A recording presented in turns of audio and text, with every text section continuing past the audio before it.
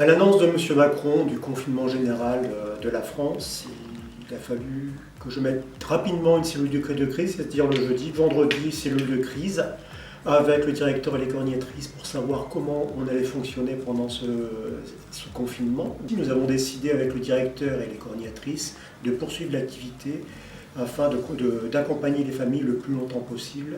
Entre-temps, le département a décidé d'arrêter les visites médiatisées pour les enfants placés.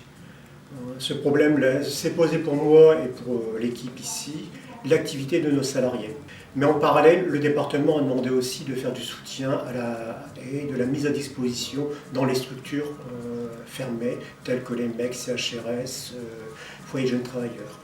Et donc on s'est lancé sur cette période-là à pouvoir mettre à disposition nos professionnels, dans un premier temps en les mobilisant par des entretiens d'1h30 pour leur faire une proposition de réemploi, et ensuite des visites sur site en rencontrant les chefs de service, en rencontrant les équipes, pour pouvoir préparer la transition de ces professionnels de domicile vers ces institutions. Donc, ce qui a permis un déploiement de 70 professionnels de la FAD sur à peu près 700 enfants qui ont été accompagnés sur le territoire, sur les 3000 enfants placés du département. Dans le cadre du premier confinement, j'avais à gérer la situation de 15 foyers de l'enfance. Et comme beaucoup d'opérateurs sociaux, on était confronté aussi à une augmentation de l'absentéisme. Très rapidement, nous avons pu rentrer en contact avec la FAD qui a pu mettre à disposition pendant quelques mois des personnels et qui nous ont beaucoup aidés pour permettre à nos services de continuer à fonctionner correctement. En tout cas, ça a pu permettre de mettre en place une synergie partenariale qui est complètement différente de ce qu'on connaissait. On a vraiment décliné de nouvelles façons de travailler et on a fait arriver dans nos établissements des métiers qui n'étaient pas forcément très présents dans nos structures d'hébergement.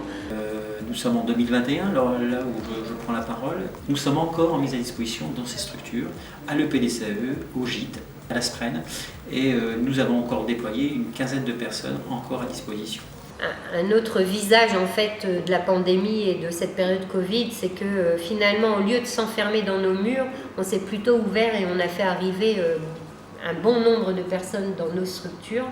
Et en fait, ce brassage de personnes, ce brassage de compétences a fait naître d'autres synergies qui se perdurent aujourd'hui, dans cette idée notamment de travailler ensemble et d'inventer une forme de travail social de demain, en tout cas. Donc, pour tout vous dire, cette expérience a été enrichissante pour tous. On a vraiment réussi à se dire qu'on pouvait continuer les valeurs de notre association qui avait été créée pendant l'après-guerre et qui permettait d'être vraiment opérationnel et aidant et solidaire pendant cette période qui était assez difficile pour tous.